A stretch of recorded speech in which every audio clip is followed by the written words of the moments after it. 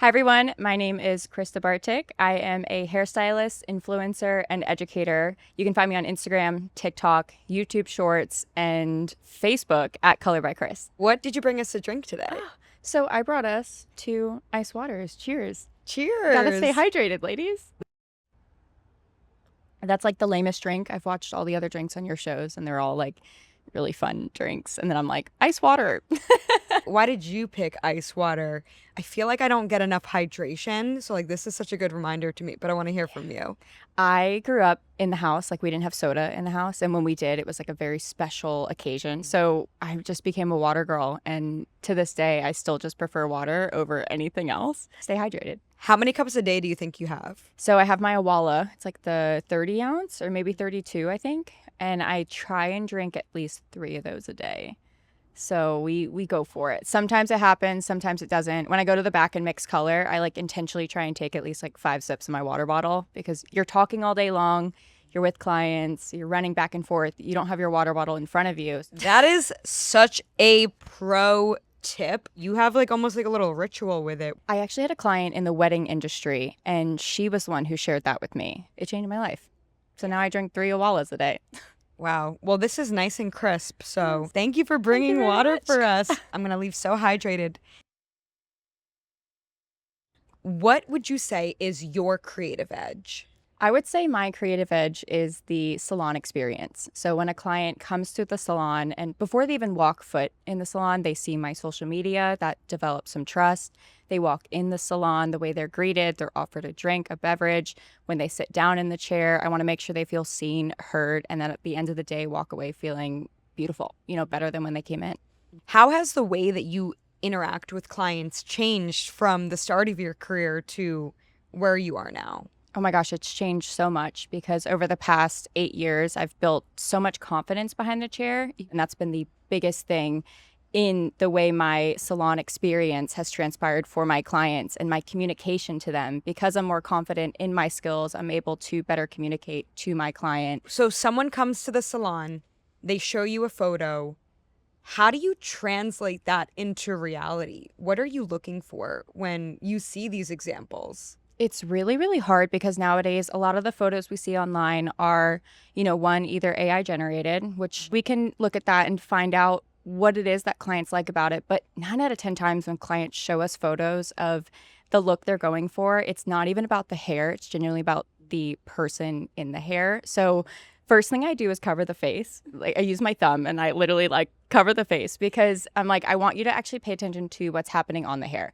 And then I've developed something, I call it a 3-part breakdown. I break down the roots to mids, the mids to ends, and then the face frame as a whole. That way I'm able to better understand what it is that the client likes about this photo because 9 out of 10 times they actually don't like certain things about the picture, but I wouldn't have known that if I didn't break it down. I almost feel like hairstylists are therapists in a way. I'm sure you probably feel that too. Oh my but I God, feel like you're absolutely. breaking down so much more than just that photo. Not only is it like what they like about their hair, but you have to also create the marriage between how they live their everyday life. So do they wear their hair up? Are they in the ocean all the time? Realistically, how often are they going to come in to get it back done? I mean, there's so many things that you can dive into that customize it for your client.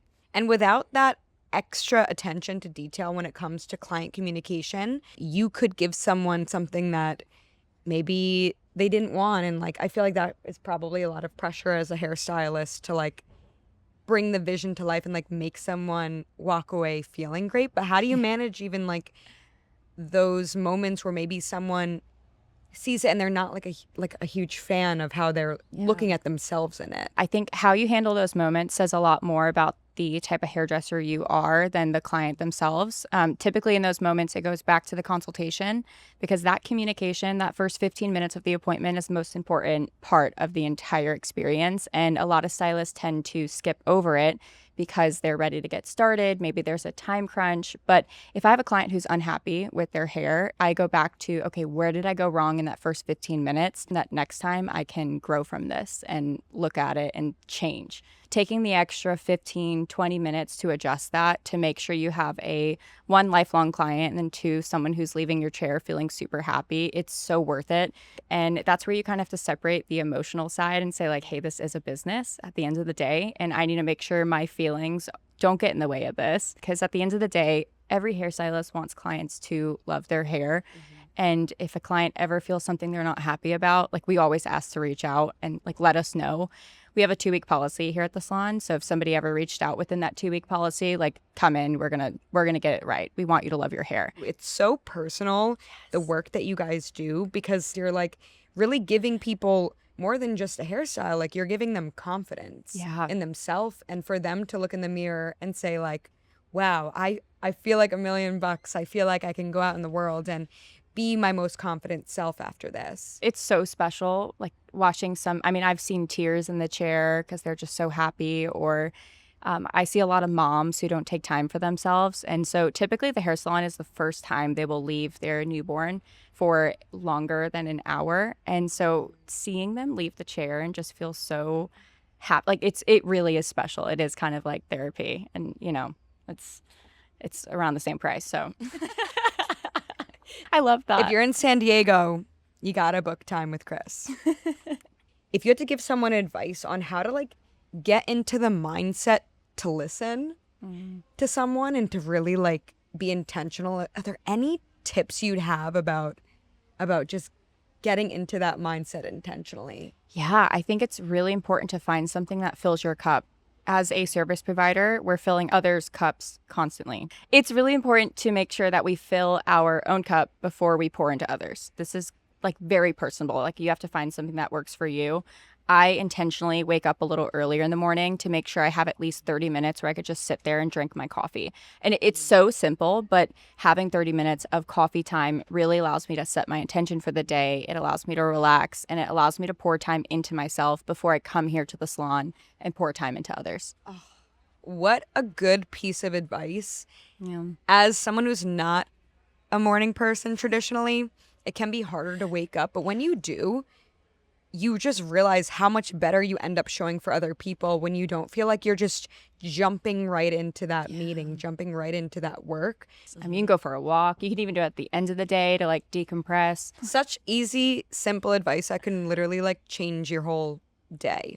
If you had to give a new hairstylist a piece of advice, especially in this environment with social media, with just the way the market is, the economy, like what would you tell someone who's just getting started? I think this could go in any career. Don't be afraid to mess up.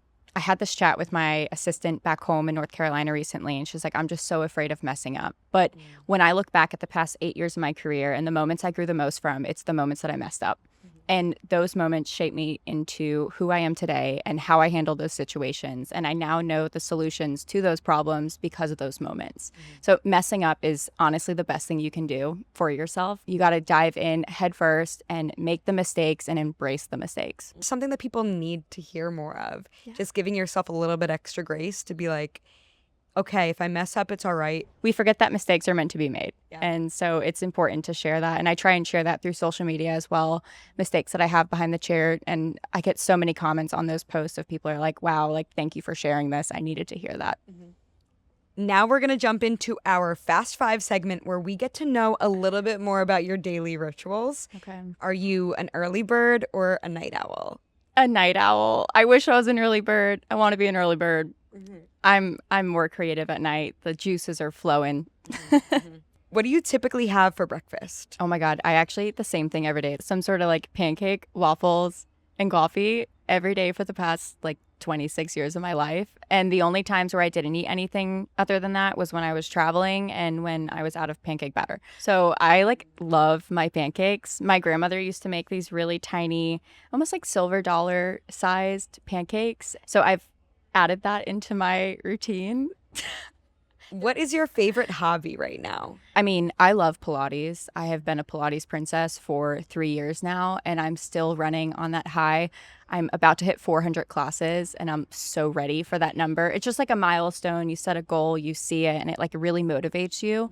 So I would say Pilates is my favorite hobby right now. What's your current favorite self-care ritual? I would say my coffee time in the morning. It just sets my intention for the day, gets me started, and it's little things like that that really make the rest of the day so much better. A great morning hack, guys.